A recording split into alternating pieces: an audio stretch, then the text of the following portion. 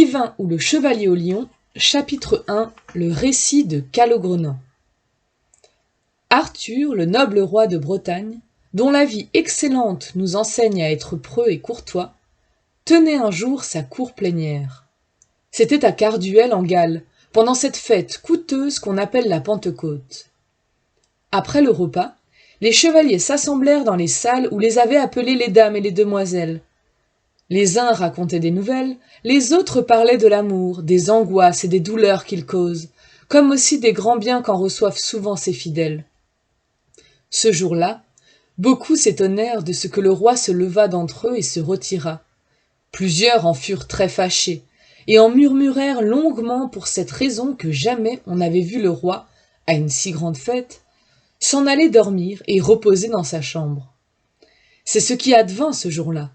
La reine le retint, et il demeura tant auprès d'elle qu'il oublia la cour et s'endormit. Dodinel et Sagremort, qu'eux et messire Gauvin, et avec eux messire Yvain et un bon chevalier nommé Calogrenant, étaient dehors à la porte de la chambre, et là, Calogrenant se mit à leur conter une histoire qui lui était arrivée non pas à son honneur, mais à sa honte. La reine prêtait l'oreille, et désireuse d'ouïr le récit, elle quitta le roi et vint tout doucement au milieu d'eux. Nul ne l'avait vu, et tous demeurèrent assis, à l'exception de Calogrenant qui se leva devant elle.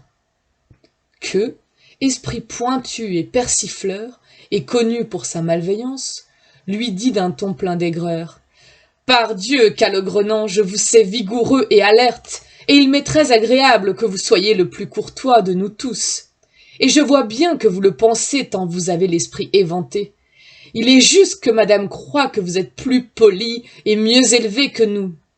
Sans doute nous avons négligé de nous lever par paresse, ou parce que nous ne daignâmes.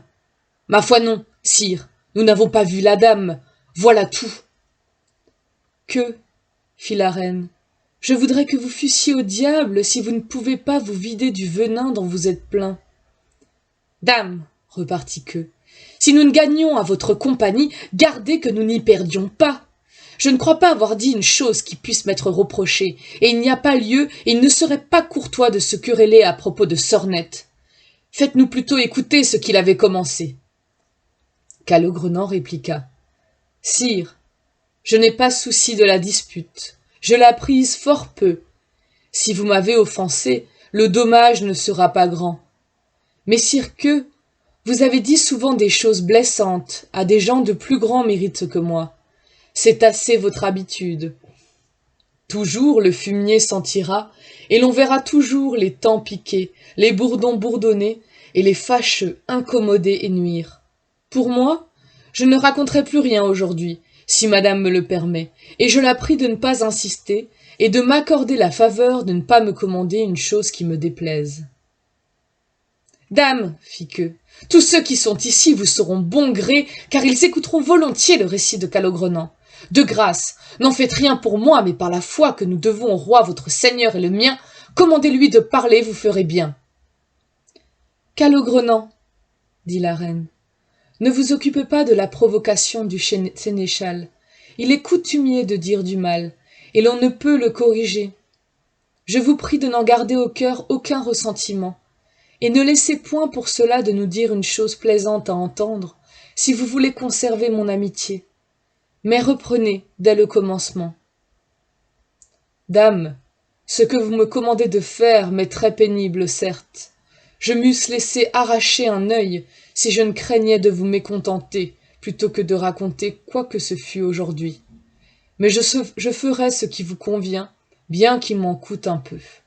Écoutez donc. Il advint, il y a près de 7 ans, que j'allais solitaire et cherchant aventure, armé comme un chevalier doit l'être.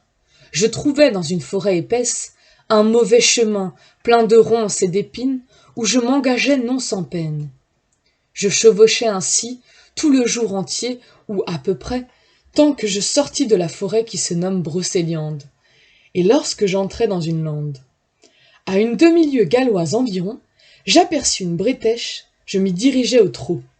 Je vis l'enceinte et le fossé qui en faisaient le tour, et qui était large et profond. Sur le pont, se tenait le possesseur de la forteresse, qui portait un autour sur le poing.